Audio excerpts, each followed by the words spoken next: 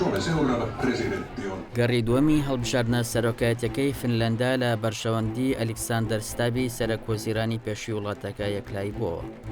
پیکا هاڤستۆی ڕکابەری دانی بە دۆڕانی خۆی دانا و پیرۆزبایی لە ستاب کرد. بەماش ستاب دەبێتە 13هەمین سەرۆکیە وڵاتە. پاش هەژمارکردنی ڕێژەی لە سا 96 دەنگەکان ستاب بە بەدەستێنانی لە سا 51.7 هەموو دەنگەکان کەوتە پێشەوە. بەمەش پۆستەکەی مسۆگەر کرد. ناوبراو ئەندامی پارتی هاوپەیمانی نیشتیمانی میانڕەوە. خولێک پۆستی سەرۆکوەزیرانی وڵاتەکەی هەبووە و ئێستاش دەبێت بە سەرۆکی وڵات. پۆستی سەرۆک لە وڵاتە تا ئەم مانگانەی کۆتایی گرنگیەکی ئەو توێ نەبوو، بەڵام لە پاش دەستپێکردنی شەڕی ئۆکراینەوە فنلەندا بووە بە ئەندامی ناتۆ. سنوورێکی زۆری لەگەڵ ڕووسیای دراوسێدا هەیە و ئەوەش ئەرکی سیاسەتمەدارەکانی ئەوێ قورسترەکە. هەر کەسێک لەم پۆستەدا بێ دەبێت بە فەرماندەی باڵای هێزە چەکدارەکانیش.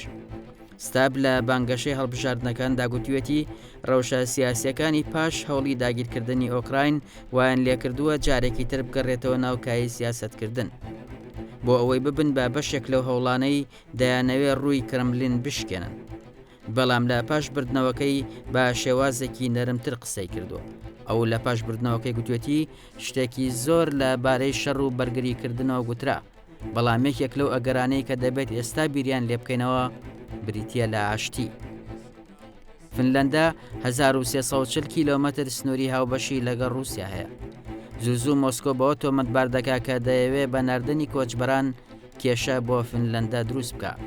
هەر بۆیە ساڵی ڕابردوو بە تەواوی سنوورەکەی لەگەڵ ئەو وڵاتە زلهێزەدا داخست. ستاب خەڵکی هێلسنکیە. لە ئەمریکا و بەلجیکا و بریتانیاش خوێندوێتی. لە ساڵی 2004ەوە چۆتە بواری سیاسەتکردنەوە و یاکەم پۆستیشی لە حکوومەتدا بریتی بووە لە وەزیری دەرەوە. ئەندامی پەرلەمانی ئەوروپا بووە پۆستی سەرۆکوەزیرانیشی هەبووە.